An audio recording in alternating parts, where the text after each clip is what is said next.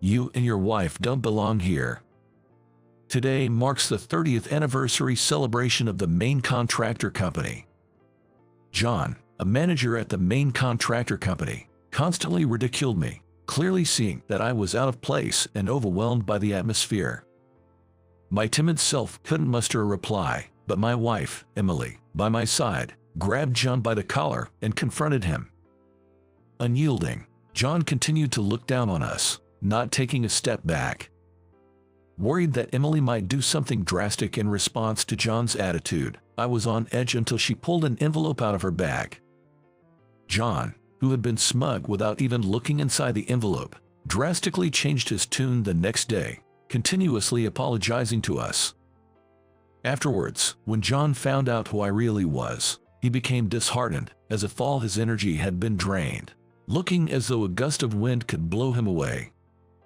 It's true what they say about the right person for the right job. My position changed, and with it, many things drastically shifted, a realization that struck me profoundly. My name is Michael. I've always preferred roles behind the scenes.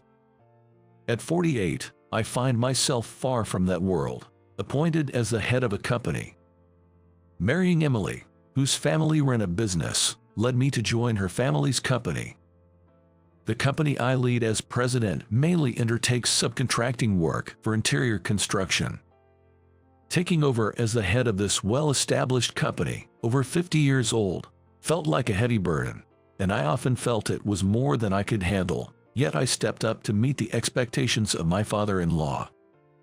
Since becoming president, I've successfully expanded our branches, striving for a management style that endears us to the community.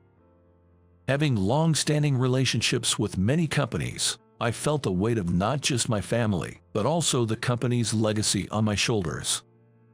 Despite the pressure, I find fulfillment and pride in our role as a reliable support for many businesses. Our top client, a construction company, has a strong relationship with us due to the large scale of orders. From the very beginning of the construction company's foundation, we've been working together as subcontractors, developing a relationship akin to comrades in arms who support each other. This well-known major corporation, owning numerous companies both large and small, continues to expand its business beyond the state, spreading its influence far and wide. Its company name, frequently heard in TV commercials, is famous among people of all ages, making it a household name that's likely unfamiliar to no one in the local community. Robert, who served as a manager of the headquarters, had a long-standing friendship with my wife's grandfather, the founder, and I've heard they were close friends. Upon Robert's retirement due to reaching the age limit, a young employee hired through a career track was chosen as his successor. His name is John. At 38, John was a promising talent, appointed as a manager at a major construction company. Initially, I thought he must be a capable and promising individual. Michael, I'll be in charge from now on.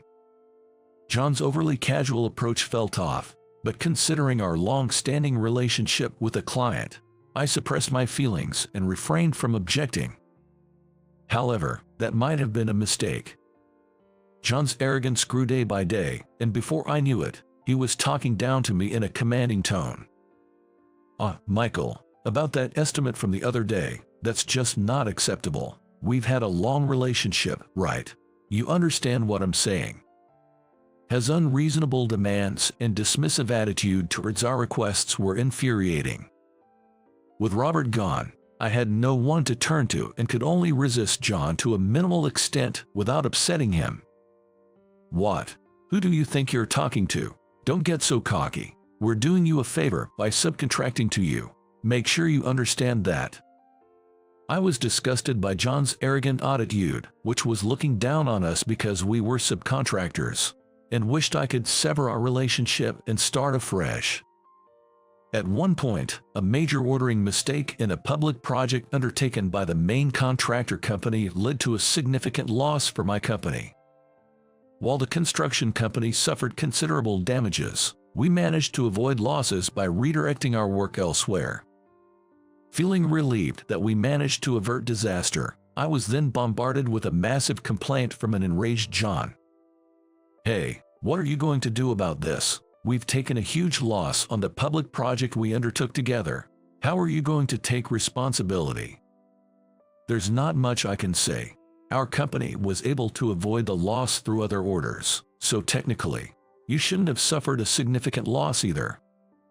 It's not about that. Upon revising the construction estimates, I noticed that John's name was listed as the person in charge. There were modifications from the original amounts quoted for the public project, and the entries contained many unnatural discrepancies. The appearance of peculiar additional budgets throughout was startling, leading one to suspect possible embezzlement. This doesn't match the original plan at all, does it? There's no way to deal with this. Don't mess with me. This will ruin my position. You need to take responsibility and compensate for this. John, raising his voice, unilaterally made his demands and then abruptly hung up. Fed up with John's tyrannical behavior, I had no choice but to consult with Emily. Well, that company has been associated with my grandfather since the beginning, and if John were gone, things would go back to normal. Hearing Emily's words with a troubled face mixed with sighs, I too sighed and had no choice but to endure, thinking it would only be for now. After that, mistakes caused by John became increasingly evident, and even when I contacted him for confirmation, his responses were either evasive or somehow turned the blame on me, leaving me with no ground to stand on. One day, after a series of such orders, I was invited to the construction company's founding anniversary party. Of course, the invitation wasn't from John, but from an acquaintance. The construction company was celebrating its 30th anniversary, a significant milestone, and it seemed that the directors, including President, were going to be renewed. With the change in company leadership, I was sure the company's policies would change too. That would mean no more troubles with John. With that hope in my heart, I headed to the party venue with Emily. The venue, where branch managers and other director class personnel from various regions gathered, was wrapped in a luxurious and splendid atmosphere, making me, already feeling out of place, shrink even more. While I was nervously looking around, John, with an air of ownership, approached me. Seeing me behaving suspiciously and nervously, John started to berate me from a position of superiority. "Why is a mere subcontractor like you here? Do you not understand how important today's party is?" Emily, infuriated by John's haughty attitude, snapped at him.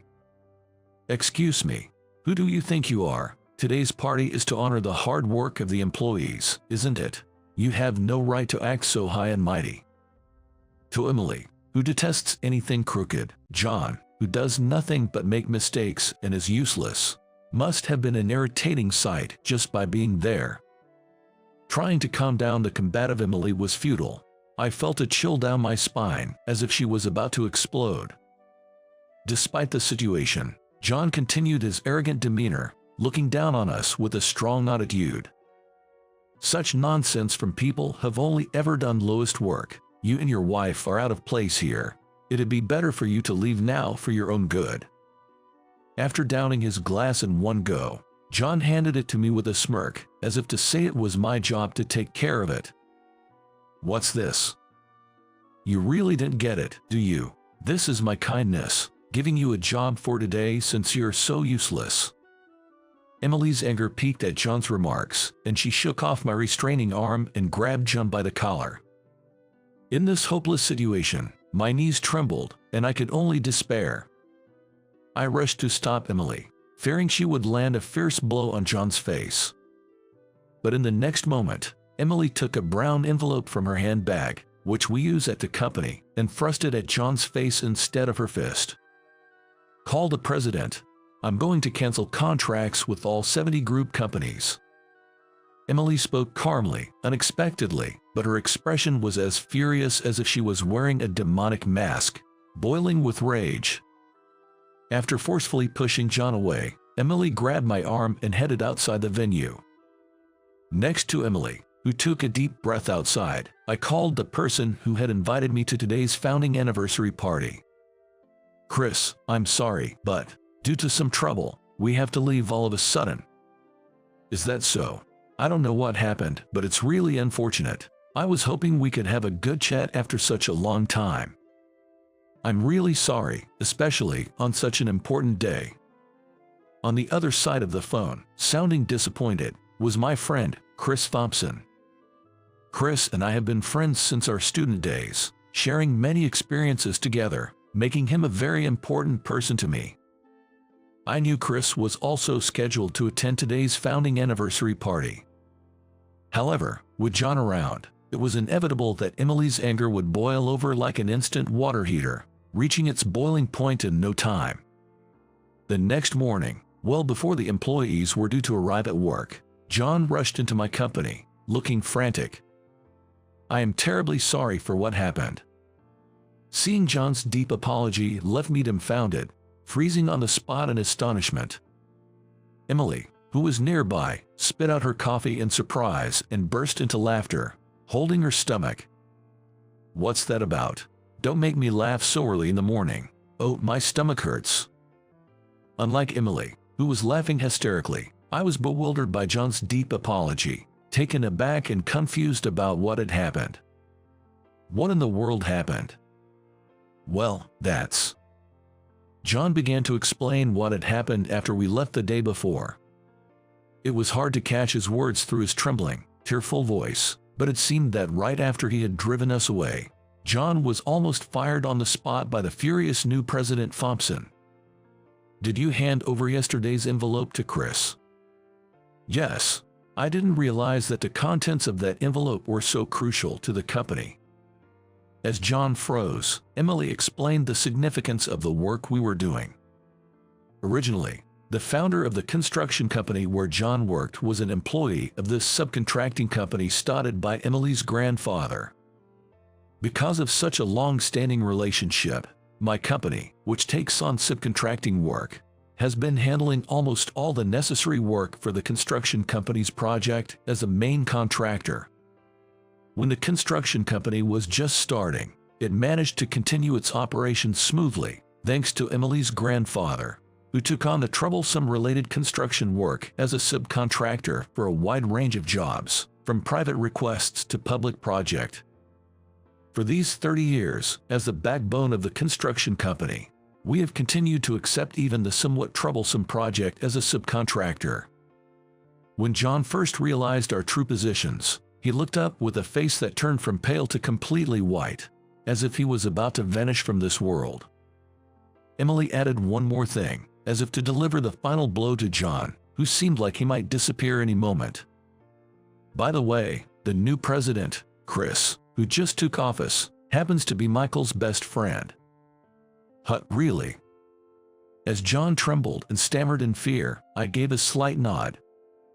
Chris and I go way back, and he's what you'd call a best friend.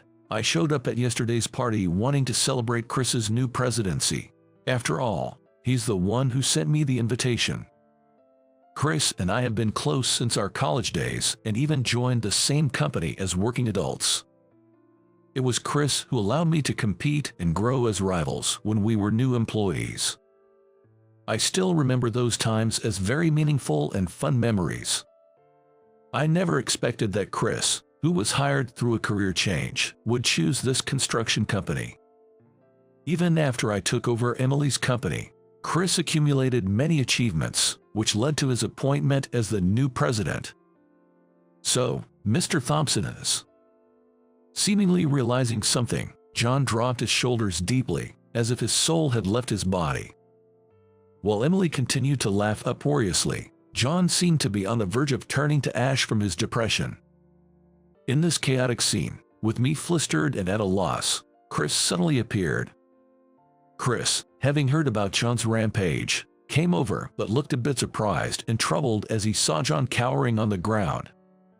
He gave a slight sigh, patted my shoulder, and showed a troubled smile.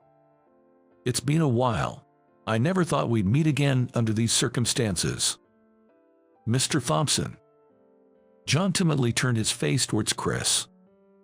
At that moment, Chris's expression suddenly stiffened, and he glared at John with a sharp look, furrowing his brows deeply. Trembling with fear, John averted his gaze and became petrified, staring at the floor, lost for words. "Michael, I'm really sorry about all this. I've heard about what happened. We've caused trouble for Emily too. Really, it was such a hassle, but well, he gave us a good laugh this morning, so I guess it's all water under the bridge now." Emily, looking refreshed and playful, smiled at Chris. "By the way, I hear you admire someone." "Yes, but I've never met the person." "That person is someone you know quite well." Though I didn't understand what Chris meant, it was clear that John was confused, with a question mark practically floating above his head. "A legendary figure during its college years. I can think of anyone off the top of my head." Chris sighed softly and then pointed at me. "The person you admire, well, it's this guy right here." What? John had occasionally spoken highly of someone he admired, but I, having not paid much attention, had no recollection of it. This person had started a business while in college, securing contracts from many companies for sales and strategic planning, leading to astonishing profits. The name alone became famous, and before long, not only current students but also alumni began to refer to them as a legendary holder. In simple terms, that was what I had achieved during my college years. However, I believe that achievement wouldn't have been possible without the help of Robert, the former sales department manager of the main contractor, who was John's predecessor.